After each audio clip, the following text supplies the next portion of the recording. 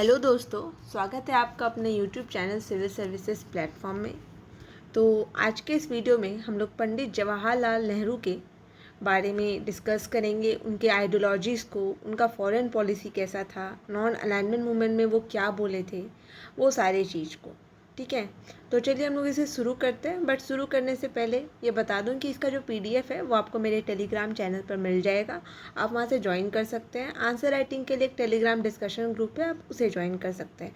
जिन लोगों का geography optional है उनके लिए भी एक ग्रुप है, आप उसे भी ज्वाइन करके आंसर राइटिंग कर सकते हैं। ठीक है, तो चलिए हम लोग शुरू करते हैं। तो देखिए, पंडित जवाहरलाल नेहरू जो थे ना, ये एक अद्भुत इंसान थे। इनका आइडियोलॉजी जो था वो सीमित नहीं था। ये फॉरेन पॉलिसी के बारे में भी बोले, ये सोशलिज़म पे भी बोले, यहाँ तक कि हमारा कॉन्स्टिट्यूशन भी बहुत हद तक इनसे इंस्पायर्ड है। हमारा फॉरेन पॉलिसी जो ये किए वो आज भी हम लोग फॉलो करते हैं, कहीं ना कहीं होता ही है। इनका जो कंट्रीब्यूशन था वो हमारे अभी जो भी है IIT इंडस्ट्री, जो भी इंडियन इंस्टीट्यूट ऑफ टेक्नोलॉजी है वो हो गया, फिर अभी आप जितना भी देखते हैं स्टील इंडस्ट्री, जितना सारा चीज़ है सारे इनके द्वारा ही, इनका इसमें बहुत बड़ा योगदान है, बहुत बड़ा कंट्रीब्यूशन है। तो देखिए, जवाहरलाल नेहरू जो थे वो आर्किटेक्ट थे मॉडर्न इंडिया के। ठीक है, इनका जो आइडियाज़ था वो दुनिया में क्या कहते हैं कि इंडिपेंडेंस से पहले दुनिया को कैसा आगे करना है, ठीक है, वैसा इनका आइडियाज़ था कि आगे इंडिया को कैसे बनाना है। ठीक है, तो यहाँ लिखा हुआ है Pandit Jawaharlal Nehru the architect of modern India. ठीक है, His ideas led India into the forefront of the world during the independence, and his visionary view has led India to start its development phase during the independence itself. इसका कहने का मतलब है कि जो नेहरू थे, इनका जो आइडियाज़ था वो इंडिया को ना, दुनिया का जो होता है ना, in front of the world leaders, वो आगे लेके गए थे। ठीक है, और क्या था, इनका जो विजनरी व्यू था, ये दूरदर्शी थे, जिसके कारण इंडिपेंडेंस से पहले या इंडिपेंडेंस के दौरान ही ये डेवलपमेंट फेज़ को शुरू करना चाहते थे और शुरू किए भी है। ठीक है, तो हम लोग अगर आइडियाज़ देखें जवाहरलाल नेहरू का, तो हम लोग इसको कुछ इंपॉर्टेंट पिलर्स पे देख सकते हैं, जो कि यहाँ लिखा हुआ है। The ideas of Jawaharlal Nehru is based on the creation, is based on certain important pillars which has instinct of modernism in it, जिसमें मॉडर्निज्म का एक गुण था। ठीक है, तो आप यहाँ देखिए, ये पिलर बना हुआ, आप इसे हूबहू आप जो आंसर आएगा उसमें लिख सकते हैं, मार्क्स नहीं कटेगा, मार्क्स इंक्रीज किया जाएगा। ठीक है, तो आइडियाज़ क्या क्या था, तो सोशलिज्म का आइडिया था, सेकुलरिज्म का आइडिया था, साइंटिफिक आइडियाज़ थे इनमें, इंडियन फॉरेन पॉलिसी को ये बहुत हद तक इन्फ्लुएंस किए, विजनरी थे और पंचशील प्रिंसिपल्स दिए है ये। ठीक है, तो क्या क्या था, सोशलिज्म था, सेकुलरिज्म था, साइंटिफिक आइडियाज़ थे, फॉरेन पॉलिसी था, विजनरी थे और पंचशील प्रिंसिपल। ठीक है, आगे देखते हैं हम लोग, इसको डिस्क्राइब किया हुआ है अब कि सोशलिज्म में Nehru was a propounder of socialist philosophy. हमें पता ही है कि नेहरू सोशलिज्म के कितने बड़े प्रोपाउंडर थे। ये इनका जोड़ी और सुभाष चंद्र बोस का जोड़ी, दोनों का अच्छा जोड़ी मिलता था और दोनों सोशलिस्ट आइडिया से इन्फ्लुएंस थे। वो एक तरह से इंडिया को वेलफेयर स्टेट में बनाना चाहते थे। ठीक है, वो ऐसा नहीं चाहते थे कि इंडिया जो है बस प्योर सोशलिस्ट स्टेट बन जाए, बट हाँ, इनका मानना था कि इंडिया जो है वो डेमोक्रेटिक सोशलिस्ट बने। क्या बने, तो इंडिया बने डेमोक्रेटिक सोशलिस्ट। ठीक है, इनका जो विचार है सोशलिज्म का, वो हम ऑब्जेक्टिव रिजोल्यूशन में भी देख सकते हैं, जो कि 13 दिसंबर 1946 को इनके द्वारा दिया गया। और बाद में ये जो इनका सोशलिज्म वाला आइडियाज़ था वो हम लोग कॉन्स्टिट्यूशन में भी देखें, in the form of directive principle of state policy. तो एक बार मैं पढ़ देती हूँ इसे।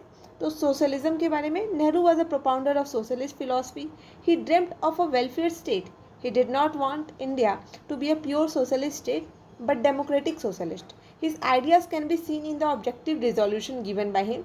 It can be even seen in the directive principle of state policy. ठीक है, फिर देखते हैं इनका दूसरा आइडिया था सेकुलरिज्म, कि नेहरू जो थे ये सेकुलरिज्म पे बिलीव करते थे कि एक रिलीजन तक कोई भी धर्म सीमित नहीं रहता है, हम लोग को अलग अलग रिलीजन से इम्बाइब करना चाहिए। दोनों अगर दो धर्म मिल के रहेंगे तो एक वो लोग अच्छे से भाईचारा के तौर पे रह पाएंगे। ठीक है, और इनका यही आइडियाज़ बाद में आर्टिकल 25 से लेकर आर्टिकल 28 ऑफ द कॉन्स्टिट्यूशन जो कि फंडामेंटल राइट से डील करता है, उसमें सेकुलरिज्म को प्रोपाउंड किया गया। और बाद में ये जो सेकुलरिज्म वर्ड है इसे कॉन्स्टिट्यूशन के जो प्रियम्बल है उसमें भी डाला गया है। तो यहाँ हम लोग इसे पढ़ लेते हैं।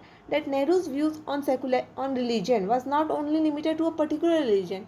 ये नहीं बोलते थे कि नेहरू जो थे वो कश्मीरी पंडित थे, वो ब्राह्मण थे, बट वो ये नहीं बोलते थे बस हिंदुज़म का अपलिफ्टमेंट हो। ये बोलते थे सारे कंट्रीमैन जो है, ठीक है, उनका एक ही धर्म है और वो जो धर्म है वो है भारतीय, ठीक है। He viewed all the countryman of one religion that is Indian.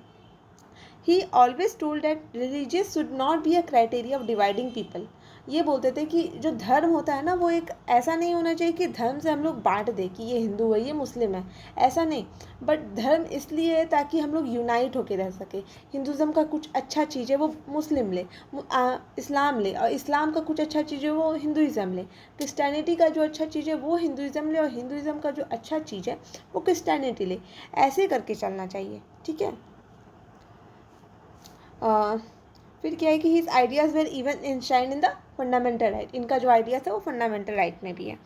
फिर कुछ इनके साइंटिफिक आइडियाज़ थे कि नेहरू जो थे वो हमेशा इंडिया को एक्सेल करना चाहते थे इन द फील्ड ऑफ साइंस। चाहते थे इंडिया में साइंस भरपूर मात्रा से इंडिया को पता चले कि मतलब ट्रेडिशनल वे ऑफ लिविंग तो अलग था, but India need to develop the scientificity, ठीक है, एक साइंटिफिक अप्रोच होना चाहिए इंडिया को।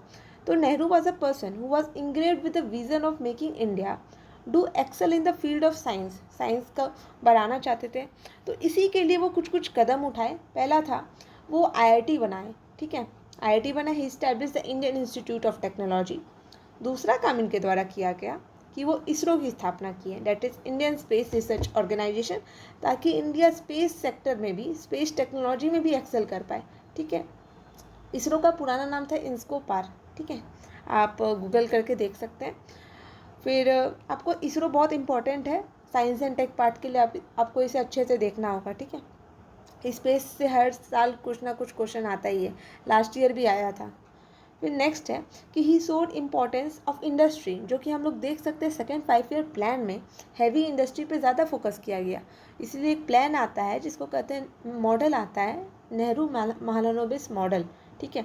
इसके तहत नेहरू और महालनोबिस के द्वारा स्ट्रेटेजाइज किया गया कि इंडिया में कैसे इंडस्ट्री को बढ़ावा देना चाहिए, कैसे हम लोग को इंडस्ट्री से जो वहाँ का लेबर है उसको एम्प्लॉयमेंट मिलेगा, इंडिया का पॉवर्टी रिड्यूस होगा और हम लोग इम्पोर्ट कम करने लगेंगे, ठीक है।